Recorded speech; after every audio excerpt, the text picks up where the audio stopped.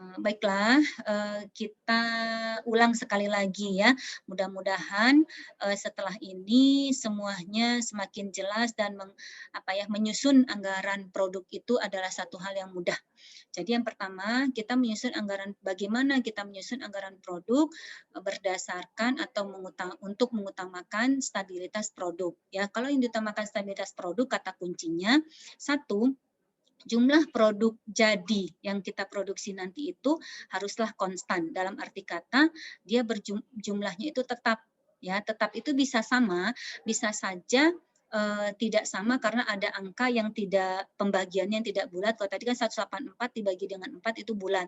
Nah, ke 182 dibagi 4 bulat. Tetapi kalau seandainya nanti hasil pembagian itu tidak bulat, berarti angka ini tidak akan sama 4646. Nanti ada satu yang misalnya 47, ya, atau satu ada 48 seperti itu.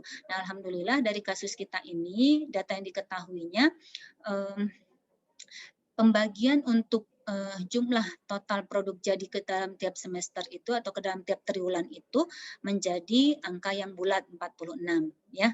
Jadi dari data yang kita ketahui kita mulai menyusun anggaran produk yang mengutamakan stabilitas jumlah produksi, ya, jumlah produksi atau jumlah produk jadi. Nah, langkah pertamanya dari data yang diketahui, pertama kan ada data penjualan, kita masukkan setiap angka yang ada di dalam data penjualan ke dalam triwulannya masing-masing. Di sini diketahui bahwa penjualan 1 tahun itu, nah triwulan satunya terdiri dari 1, 2, 3, dan 4. Tinggal isi ya.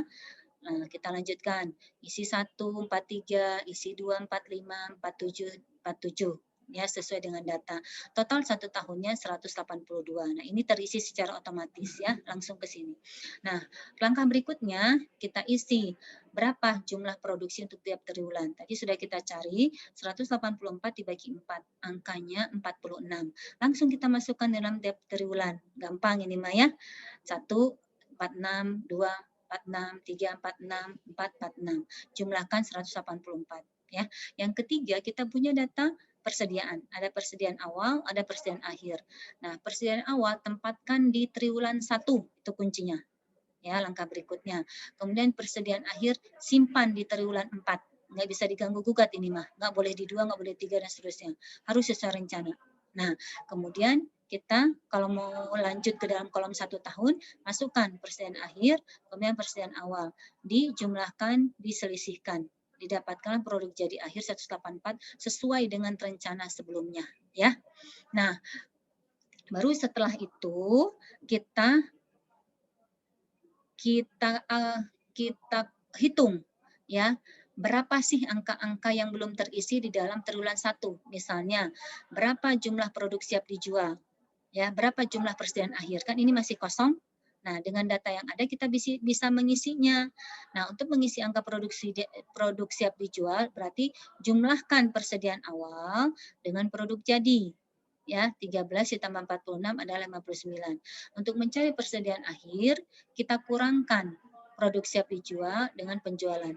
Jadi arahnya berlawanan dengan plus ini ya, berlawanan dengan atas ke bawah. Kalau mencari yang bawah berarti kita kurangkan 59 dengan 43. Didapatkanlah angka 16 ya. Nah, setelah itu baru kita isi kembali persediaan awal triwulan berikutnya. Persediaan awal triwulan 2 adalah persediaan akhir triwulan 1. Itu adalah teori, nggak bisa diganggu gugat, nggak bisa diubah-ubah. Ya, kita langsung salin 16 akhir 1 berarti menjadi 16 di awal kedua. Berikutnya kita kalkulasikan lagi dari bawah ke atas. Nah, terisilah persediaan akhir triwulan 2 17. Persediaan akhir triwulan 2 menjadi persediaan awal triwulan 3. Kita isi lagi.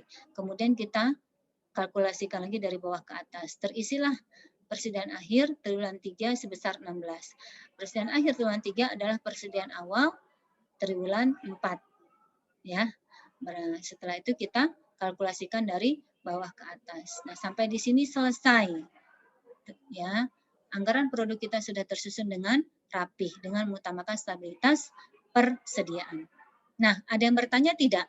Bagaimana Bu seandainya ya penjumlahan ini atau pembagian ini nggak bulat, misalnya 47,5 atau misalnya Ya, misalnya 47,5. Apakah kita akan isi 47,5, 47,5, 47,5, 47,5? Nggak demikian ya. Berarti nanti ada satu misalnya yang ketiga, misalnya ini 100. Kalau 40 dikali 3 misal ya, misal kan 120. Ternyata satunya lagi 39. Berarti kan jumlah total yang diproduksi itu 159. Nah, 159 ini dibagi 4 kan tidak bulat ya. Nah, jadi kita fullkan dulu berapa dia dibagi tiganya yang full. Oh, berarti 120, berarti 159 1 2 3 120. Misal 40. Berarti kita simpan, berarti yang satu ada 39. Nah, angka 39 itu kita simpan di mana? Nah, ada aturannya, simpanlah pada tingkat penjualan yang paling besar.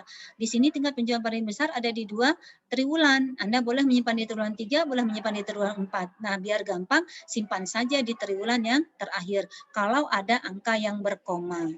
Sampai di sini ada yang mau ditanyakan? Silahkan. Jadi, selesailah satu penyusunan anggaran produk berdasarkan stabilitas produksi. Seperti itu ya. Mangga silahkan kalau ada yang mau bertanya.